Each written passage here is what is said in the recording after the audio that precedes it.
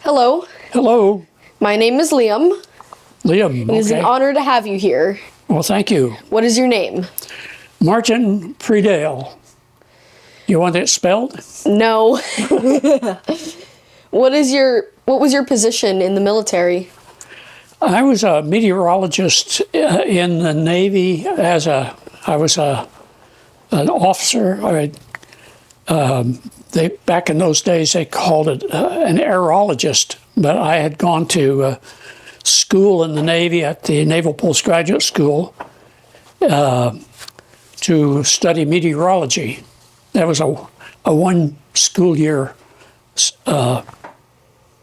course in meteorology. It was pretty thorough, though. All right. When did you serve? I served. I started in Officer Candidate School in the beginning of January 1955, and I got off of active duty in May of 1958.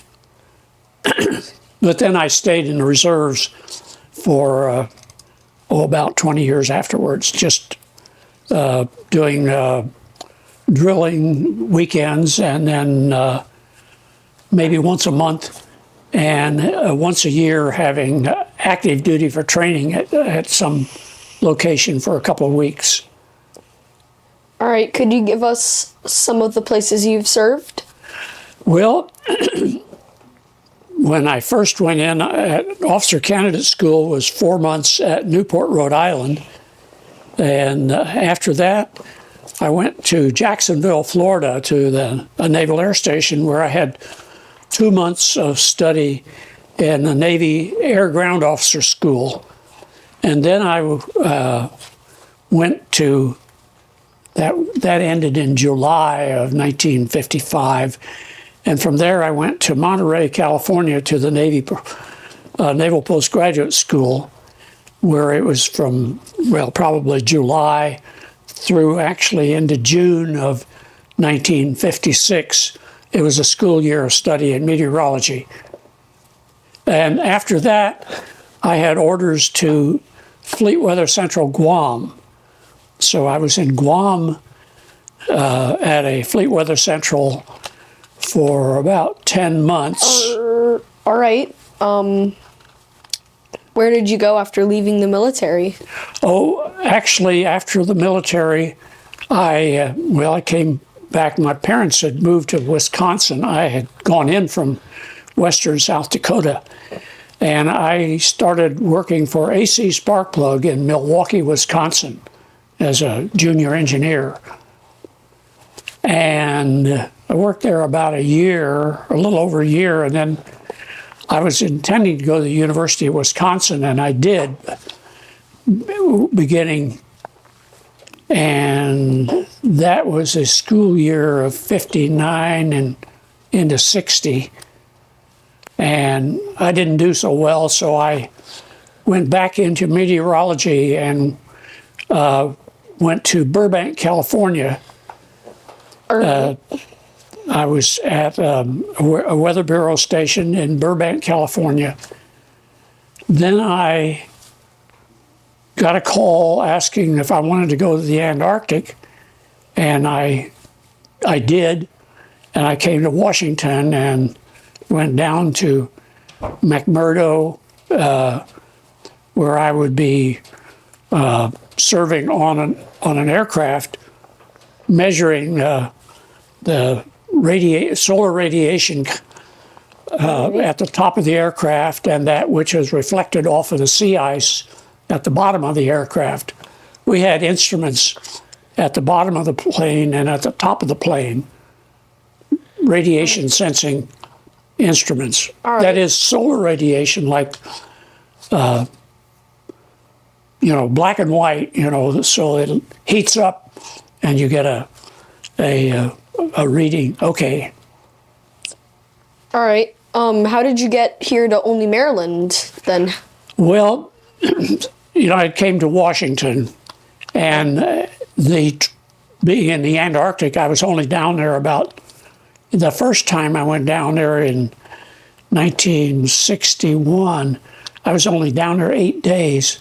The aircraft would have been working on crashed, and we would have been on that. We were invited to go along on that trip, but declined. I was with another fellow, and we had fixed some gear, so we didn't go on, and we would have been killed if we had. But we came back, and I went down there with another fellow the next year, and we were down there about 8 weeks or so at McMurdo, flying over the Ross Sea, which was sea ice. That is the sea that is due south of New Zealand. All right, then. What made you interested in joining the American Legion after your service? Well, there was a long time. I worked for the Weather Bureau and then later on NOAA, and was moved to Albany. And the church I go to, Lutheran Church of the Good Shepherd, had dinners on Wednesday nights at some time there. And a lot of the old American Legionnaires, Halsey Smith and certain others who are probably dead now, they used to eat dinner there. And I got to talking with them, and they invited me to join the American Legion. But I had already been with the Boy Scouts for quite a while, so I knew many of these people already, and from the Legion flags and stuff like that. So I got into the American Legion about 2008 or 2009. All right, then. What is some of your favorite things that you've done with the American Legion? Actually, I think some of my favorite things are being in parades and Legion flags where we get together as a group, and flag disposal or flag retirement ceremonies, which you may remember where they burn flags, or some of those. That's about 3 different things or 4 different things. Anyway. All right, then, how do you feel like your role in the American Legion is a continuation of your service to your country and community? Well, I didn't do, when I was on active duty or so, I was involved very much in meteorology. But I'm not involved in doing that now or in the American Legion or at any time, but I am associated with other Legionnaires who have such a great variety of jobs. I have 2 brothers. Both of them were in the Air Force. One of them before the Korean War began, and the younger brother, he was a chaplain. He became a minister and then became a chaplain during, just before the Vietnam. So he was over there in Vietnam for a while as a chaplain. So I had uncles and cousins and so on like that also in the military too that had different jobs. All right. When did you get involved in scouting and 264? Oh, it goes way back. About 1981 or something there. My older son gone through Cub Scouts and so on like that. Cub Scout Pack 774 at Albany Elementary, because both of my sons went to Albany Elementary. And they were very closely tied in with 264. A lot of Pack 774 boys from Albany Elementary went directly into 264. And 264 was all boys, at that time, no girls. That was a much later thing. And we had a lot of activities. I mean, like Lynn Hoxon Trail down at Goshen, and we went to Sea Base in 1992, and Philmont in 1994.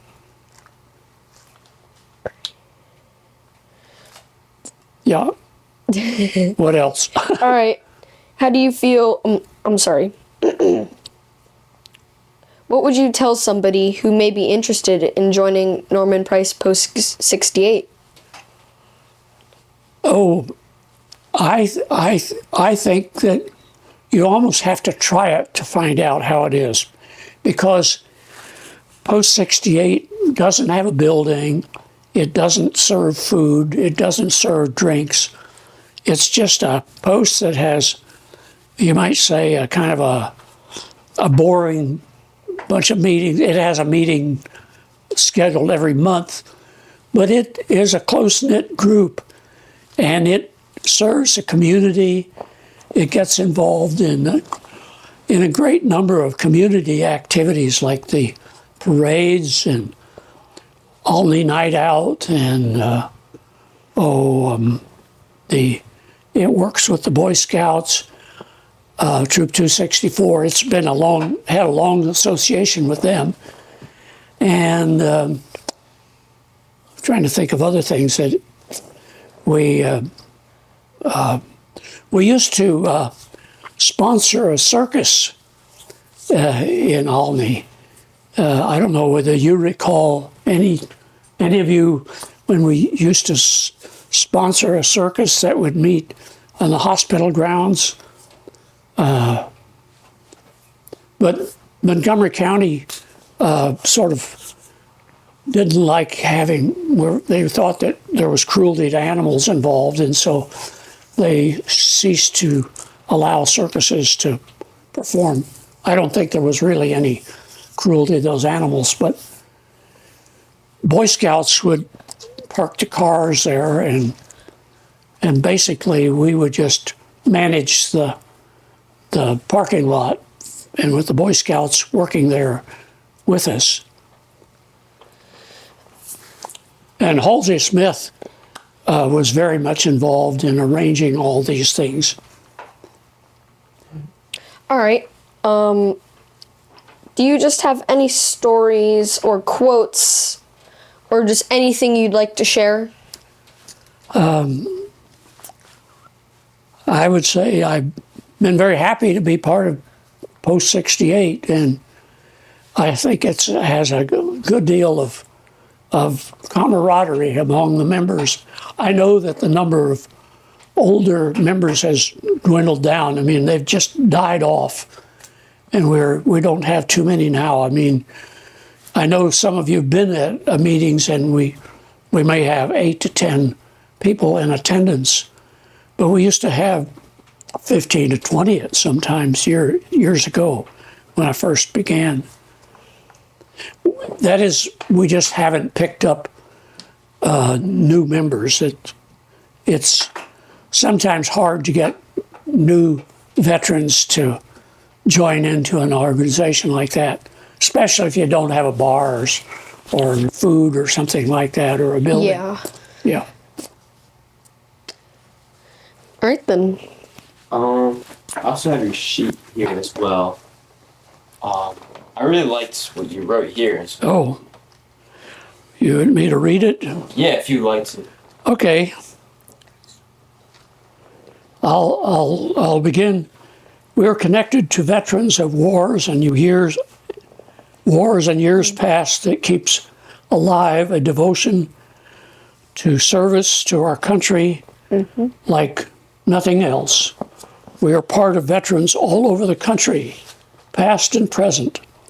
I knew World War I veterans as a child, and the American Legion gives me a greater feeling of unity with what they must have or may have endured than what I otherwise might have been led to believe. One of my closest neighbors was a veteran of World War I, and those veterans endured, very tough times in trenches and being gassed and so on like that. It affected their health. Maybe some of them lost eyesight, some of them lost, it bothered their whole digestive system, and I think one of them became deaf or lost a lot of his speech. That may have been, there were various different kinds of gas used, and some of them had different kinds of effects on the body, but gas wasn't used during World War II, but they all had to learn to use gas masks. I never did, but those in the Army did. All right. You also mentioned that you kind of first became acquainted with Norman Post 68 through Halsey Smith. In a way, yeah, you might say. I had probably gotten acquainted with them through our association with the Boy Scouts, because when we had Legion flags, they were there. But and Halsey Smith had a grandson, I believe, who was in the Boy Scouts. So even though I think he was commander, I believe, of Post 68 at that time, he also became involved in scouting. And I remember his being with his grandson down at one of the outings we had south of Richmond one time. Yeah, we used to get around quite a bit, but actually that was mostly Boy Scouts by itself, not with the Legion tagging along. But the only times we really were working together was when we did have retirement of flags, of colors, and the Legion flags at Memorial Day. All right. Are there any final words you'd like to say? I don't think so. I think I've said pretty much everything. I enjoyed my time in the service. I served I was in the Far East around Taiwan, and I served on a staff of an admiral. He was a commander of the Taiwan Patrol Force, a task force there. He had been early in World War II, the flag lieutenant, I believe, of the admiral on the carrier Lexington, which was sunk at the Battle of Coral Sea, which was a very early battle just outside of, very close to Australia at the beginning of World War II in early 1942, not very long after the flight that left from the Hornet that went flying over Tokyo. And the Battle of the Coral Sea, the Lexington was sunk. That was a great loss for us.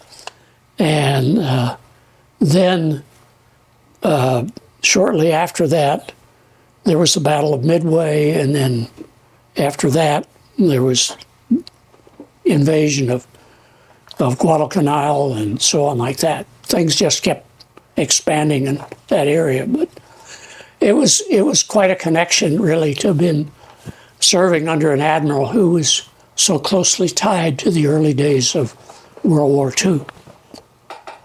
All right, then. That's all amazing. Okay. Well, thank you for... Well, I think that the people I've encountered in Post 68, they come from a whole variety of different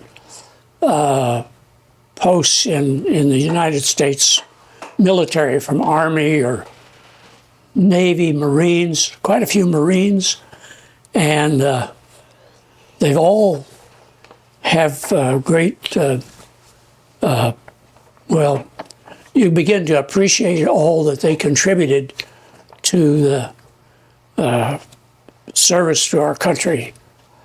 I know that when I was in active duty, it was a very peacetime. We didn't have any war going on at that time. The Korean War was more or less quieted down. There was an armistice or so in 1953, and the war in Vietnam didn't really pick up until the middle of 1964 or so, like that. So it was a quiet period, really. So I didn't serve under any battle conditions or anything like that. All right. Well, it was great to have you. Well, thank you. I appreciate your work.